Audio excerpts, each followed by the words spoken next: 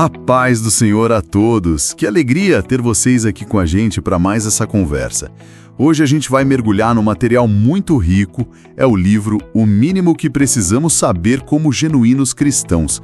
Foi escrito pelo pastor Patrick Antônio Rosa e olha, queremos mandar um abraço especial para o pastor Patrick, viu? Agradecer demais por esse conteúdo.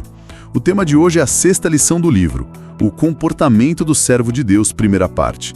Para começar, a lição já nos lembra de algo essencial, lá de Mateus capítulo 5, aquele chamado para ser sal da terra, luz do mundo. A ideia central, assim, é que nosso jeito de viver, sabe? Nossas atitudes, tudo isso deve glorificar a Deus, mostrar a luz dele. E o pastor Patrick destaca que a base para esse comportamento é a santidade, aquela vida separada para Deus mesmo. Isso vem desde Levítico, né? E o Novo Testamento reforça, como lá em Hebreus capítulo 12, versículo 14. E não é algo só por fora, não. A santidade tem que pegar todo o nosso ser. Espírito, alma e corpo. 1 Tessalonicenses capítulo 5, versículo 23, fala disso. Basicamente, então, viver em santidade é colocar Deus em primeiro lugar.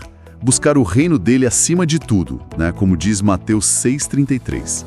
Permitir que Cristo se manifeste na gente, como Paulo diz em Gálatas, capítulo 2, versículo 20. Com essa base, então, vamos ver como a lição aplica isso no dia a dia. Isso. O primeiro ponto que a lição pega é bem prático. Como o cristão lida com as festas mundanas. A referência é o Salmo 1. A lição mostra uma diferença clara, sabe? Entre a alegria que o mundo busca e a alegria cristã. A alegria do mundo muitas vezes está ligada a satisfazer a carne, né? Bebida, às vezes drogas, música com letra complicada, práticas imorais. Certo. Já a alegria do cristão, segundo o que a gente está vendo aqui, vem de viver a vontade de Deus, vem da santidade, da adoração. Salmo 118, versículos 24 e 28, falam dessa alegria no Senhor. Mas aí vem a pergunta. Isso quer dizer que a gente tem que se isolar total? É uma boa pergunta. A lição diz que não necessariamente. Dá para participar de eventos sociais com não crentes, casamento, formatura, aniversário, um almoço. Sim, faz parte da vida social, né? Exato. Mas tem uma condição bem clara. Não se associar com nada que vá contra a palavra de Deus. O exemplo que a lição usa é o de Jesus. Ele comeu com publicanos e pecadores, a gente vê isso nos evangelhos. Verdade, em Mateus 9, Marcos 2, Lucas 5. Isso. Mas o objetivo de Jesus era muito claro. Era levar salvação. Não era concordar com o pecado deles, né? Com certeza. Era um propósito redentor. Agora a lição é bem direta em outras coisas. Tipo frequentar balada, ou aquelas confraternizações onde o foco é bebida alcoólica, música mundana, conversa maliciosa. Aí a linha fica mais clara. E tem um alerta específico também sobre festas de outros segmentos religiosos, mesmo que a pessoa vá só para comer. A lição menciona a festa junina como exemplo por causa do risco da comida ser consagrada a ídolos. E esse ponto da comida consagrada a ídolos é, muito relevante. Traz à tona a questão do discernimento espiritual, né? A lição se baseia lá em 1 Coríntios capítulo 10, versículos 19 e 20. Paulo estava falando para os coríntios e a questão ali não era o alimento em si. Certo. Mas a associação espiritual. Participar daqueles banquetes nos templos pagãos podia ser interpretado como comunhão com a idolatria, com demônios, como Paulo mesmo diz. Entendi. Compromete o testemunho? Exatamente, comprometeria o testemunho cristão. Então, o princípio que a lição tira disso é: precisamos ter clareza da nossa fé e nos separar de práticas que Deus não aprova. Nossa presença tem que ser luz e não pode ser uma adaptação ao erro, né? Faz todo sentido. A preocupação é com a associação e o que a gente representa. Isso já liga com o segundo ponto, as companhias. A base aqui é o Salmo 119, versículo 63. Companheiro sou de todos os que te temem e guardam os teus preceitos. A lição define companheiro como alguém que está sempre junto, que te acompanha mesmo. Aquela amizade mais próxima, né? Isso. E aí argumenta que, em geral, é complicado um crente ser companheiro nesse sentido íntimo de um ímpio. Os caminhos são diferentes, os valores.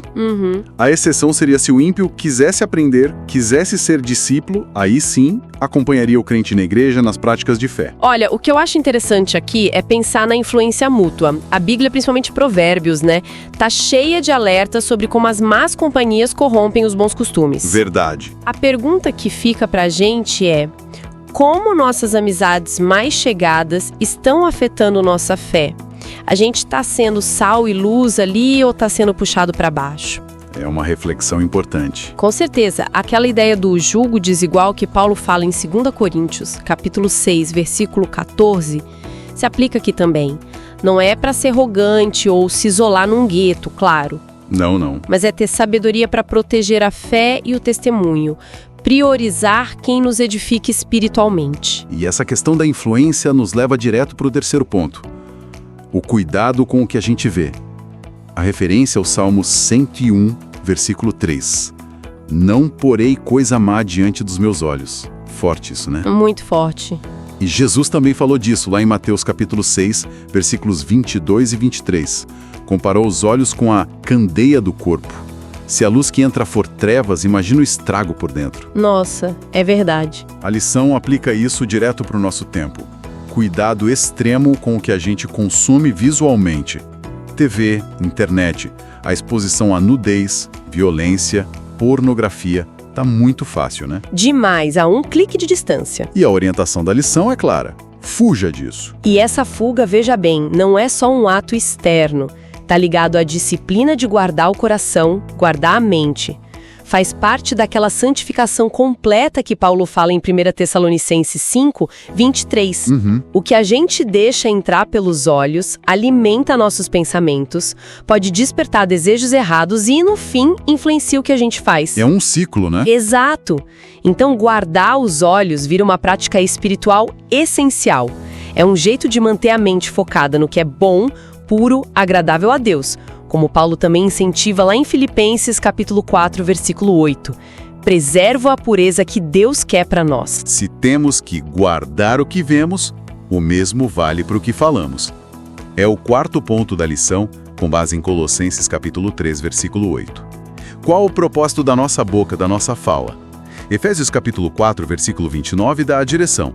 Nada de palavra torpe, palavra podre, prejudicial, mas só o que for bom para edificar, para abençoar quem ouve. Uma palavra que constrói, né? Exatamente. E Colossenses 3:8 manda a gente abandonar ira, cólera, malícia, maledicência, palavras torpes. A lição é bem enfática. Usar palavrão, linguagem chula, isso não combina com a vida cristã. De jeito nenhum. Nossa, a Bíblia leva isso muito a sério. Tiago, por exemplo, fala bastante sobre o poder da língua, né? Que ela pode incendiar uma floresta inteira. É verdade. A carta de Tiago pega pesado nisso. E Jesus foi direto ao ponto lá em Mateus capítulo 12, versículo 34. A boca fala do que está cheio o coração. Ou seja, o que a gente fala é um reflexo do que está lá dentro.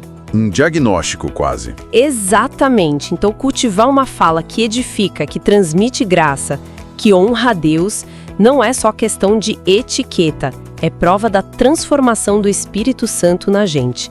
Evitar fofoca, crítica, palavra áspera, tudo isso faz parte de se despir do velho homem e se vestir do novo, né? Certo. Seguindo nessa linha de proteger os sentidos, vem o quinto ponto. O que a gente ouve.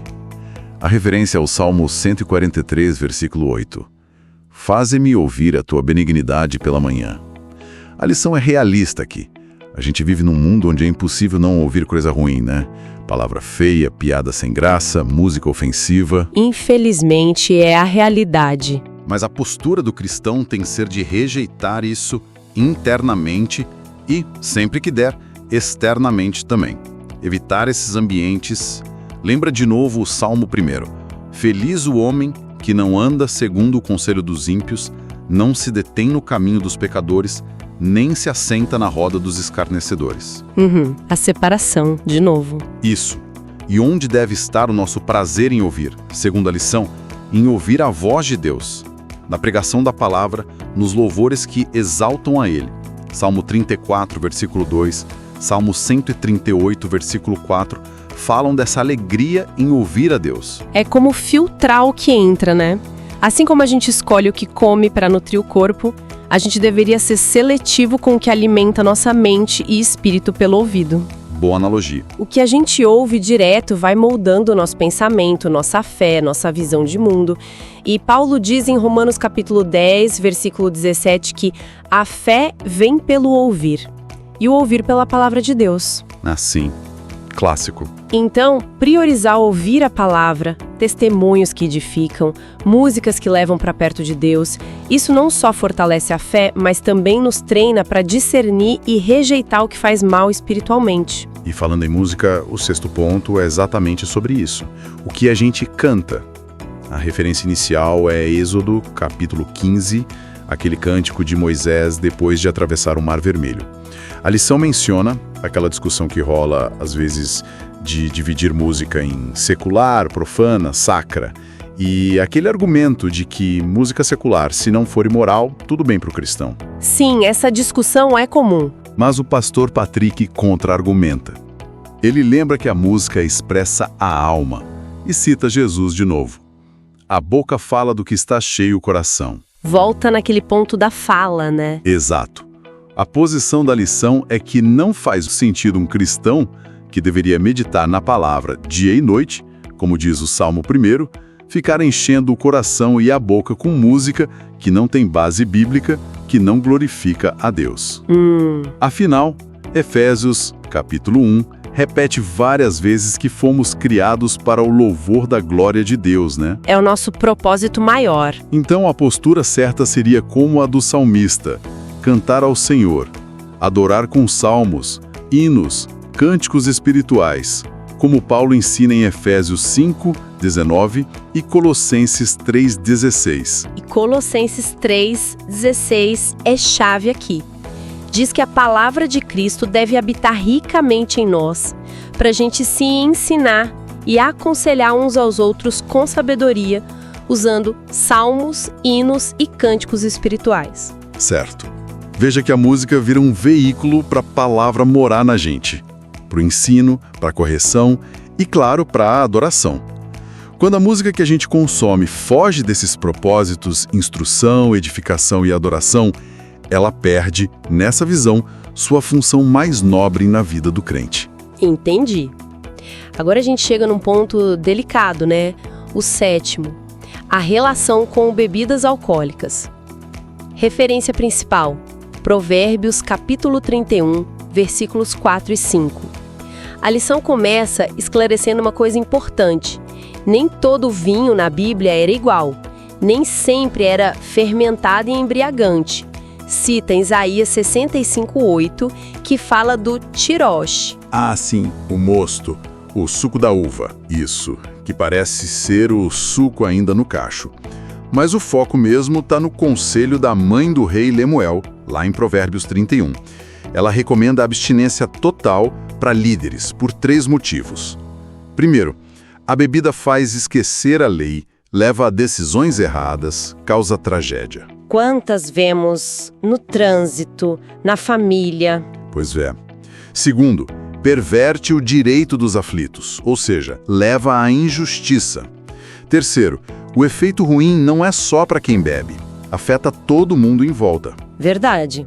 Aí a lição reforça a abstinência, citando Provérbios 23, que descreve os perigos do álcool de forma bem viva, né? Nossa, Provérbios 23 é muito forte nisso. Fala que morde como serpente, que faz ver coisa esquisita, que leva a pensar maldade, tira o senso de perigo, deixa a pessoa insensível e, no fim, escraviza. Fala que a pessoa acorda e já quer beber de novo. Reconhece o álcool como droga psicotrópica mesmo. E a gravidade do alcoolismo é algo que a gente não pode ignorar. A lição faz bem em trazer dados. Cita a ONU, Alcoólicos Anônimos. O alcoolismo é uma doença de alcance imenso. É verdade. E os números no Brasil são assustadores, né? Associam o álcool a uma porcentagem enorme de acidentes de trânsito, de trabalho, divórcios, violência, até aposentadoria por invalidez. Impacto gigantesco. E o impacto nas famílias, aquele dado sobre meninos de rua com pais alcoolistas é de cortar o coração. Esses números, junto com os alertas bíblicos tão fortes de Provérbios, mostram que é um problema muito sério. Sem dúvida. Então, a perspectiva da lição é que a abstinência não é só uma escolha pessoal, mas um caminho de prudência, de sabedoria, de proteção para si e para o próximo, bem alinhado com o chamado à santidade. Muito claro. E para fechar essa primeira parte da análise, a lição entra no 8º ponto. Jogos de azar. A definição é simples: jogo onde ganhar ou perder depende da sorte, não da habilidade da pessoa. Loterias, apostas... Isso. E por que o cristão deveria evitar? A lição dá 3 razões bíblicas. Primeiro, a ideia de dinheiro fácil, rápido, aquele atalho para a riqueza, lembra a tentação de Satanás para Jesus no deserto, lá em Mateus capítulo 4. Oferecer os reinos do mundo. Exato. Jesus resistiu e essa tem que ser nossa atitude. Segundo, o desejo doido de ficar rico é uma armadilha, Paulo fala disso em 1 Timóteo capítulo 6, leva a muitos males. Nosso foco tem que ser nas riquezas do céu. Certo. E terceiro, que eu acho fundamental, Deus promete abençoar o trabalho das nossas mãos. O Salmo 128 fala disso. Confiar na sorte seria meio que negar a fé na providência de Deus pelos meios que ele mesmo estabeleceu, que é o trabalho honesto, né? Com certeza. O que está em jogo aí são princípios básicos da fé. Contentamento com o que Deus dá, confiar que Ele vai prover e rejeitar a cobiça. Exato. Hebreus 13:5 nos manda viver sem avareza, contentes com o que temos, porque Deus prometeu nunca nos deixar. A ética do trabalho, da boa administração, da dependência de Deus, isso é o oposto da mentalidade do jogo de azar, que muitas vezes se baseia na ganância, no egoísmo e até explora a necessidade dos outros, né? Verdade. Confiar na sorte é o contrário de confiar em Deus. Exatamente. Em várias áreas. A ideia principal é essa: a vida de quem serve a Deus tem que ser diferente, tem que refletir a santidade à luz de Cristo no mundo. E olha, essa foi só a primeira parte da nossa conversa sobre esse tema. A gente agradece demais a companhia de todos vocês nessa exploração de hoje. No nosso próximo encontro, vamos continuar esse assunto, pegando a segunda parte da lição sobre o comportamento do servo de Deus, que é a lição 7 do livro. Tem mais coisa importante vindo por aí. Com certeza. Fica o convite para estarem com a gente de novo. E, antes de terminar, fica aí uma pergunta para a gente pensar, né? Diante de tudo isso que a gente conversou hoje, festas, companhias, o que vemos, falamos, ouvimos, cantamos, bebida, jogo, qual dessas áreas hoje é o maior desafio para a gente viver essa vida separada para Deus no nosso contexto atual? Boa reflexão. Algo para a gente meditar. Até a próxima. A paz do Senhor a todos.